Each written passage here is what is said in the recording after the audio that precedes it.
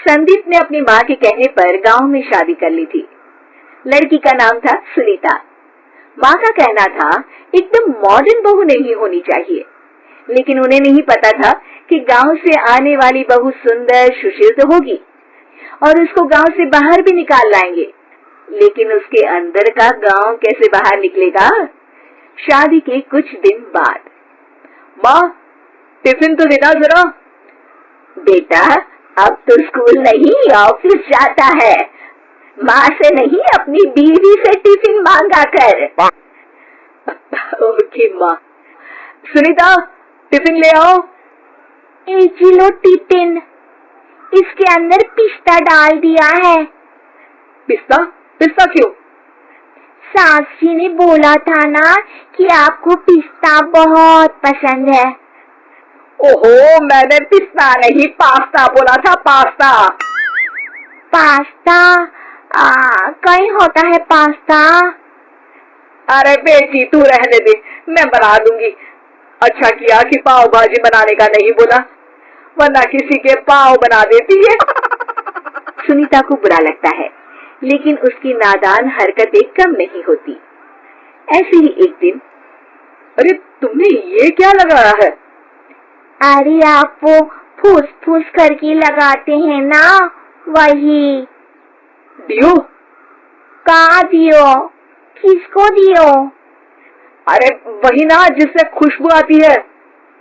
हाँ हाँ सही पकड़े हैं।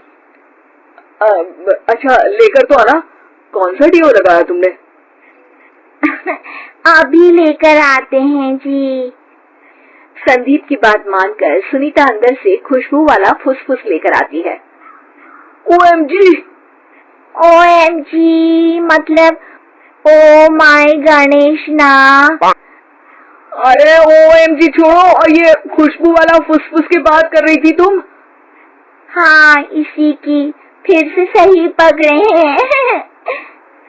अरे देवी, लेकिन आप सही नहीं पकड़े हैं, ये डियो नहीं है। डियो नहीं है तो क्या लियो है? अरे ये रूम फ्रेशनर है, जिसको कमरे में छिड़कते हैं, खुद पर नहीं। कोई बात नहीं, माँ कहती थी आत्मा किराएदार है, शरीर किराए का कर्म। हम शरीर पे ये डाल लिए तो क्या फर्क पड़ जाएगा। अरे बहू, ओ बहू, मेरे लिए फल तो लिया, फिर मैं बाजार जाऊंगी। सुनीता अपनी सास के लिए फल लेकर आती है। अरे बेटा, पपीता, तरबूज और सेब फल ऐसे कैसे खा लूं? काट कर तो ले आ। माँ जी, मेरे गांव में तो खेत से उठा के सीधा खा लेते हैं। अरे ये तेरा गांव नहीं है ना। अरे संदीप, तू ही कुछ समझा देना इसको बेटा। मैं कैसे समझाऊं माँ, ये तो माइक्रोवेव को भी फट्टी बोलती है। कल मैंने बोला हाय कैसी हो, तो बोलती है किसी को हाय नहीं लगानी चाहिए। अरे सुनीता, तेरा क्या होगा?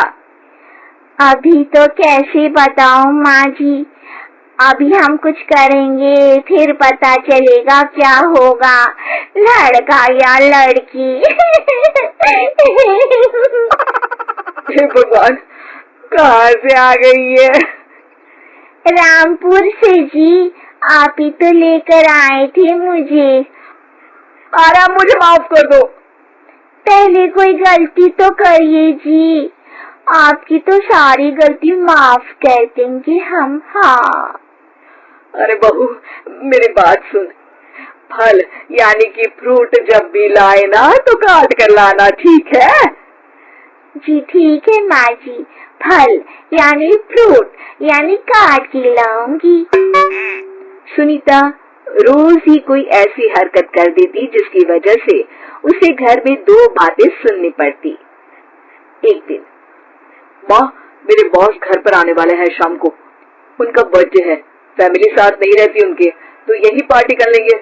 उनको अच्छा लगा तो शायद मेरा प्रमोशन भी हो जाएगा। मैं ना फ्रूट केक लाकर फ्रिज में रख दूंगी और तेरे साथ आज खाना मैं बनाऊंगी, ताकि जब साहब आए तो खाने में कोई गड़बड़ ना हो। शाम को जब सारी तैयारियां हो जाती है, संदीप के साथ बड़े साहब भी घर आते हैं। आप फ्रूट केक तो ले आना बहू, फिर खाना खाएंगे। और इस सब की क्या जरूरत थी, आपने बुलाया वही काफी है। सर, आपका परिवार शहर में नहीं है तो हम ही आपके परिवार जैसे हैं सर।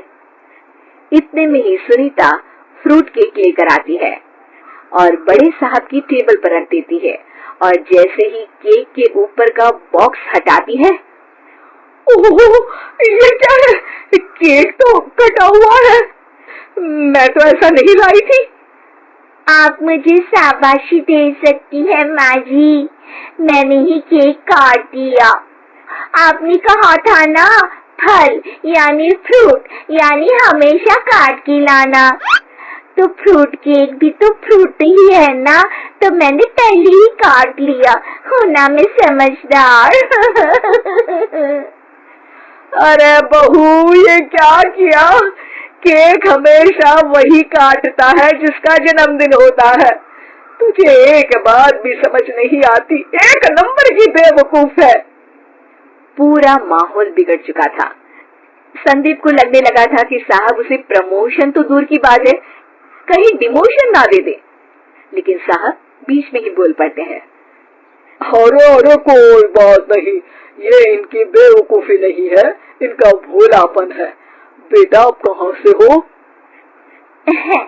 रामपुर गांव से। अरे वाह, गांव से, फिर तो आपके गांव में ताजे फल और सब्जियां मिलते होंगे। हाँ, सही पकड़े हैं, हम तो काटते भी नहीं, सीधा खा लेते हैं।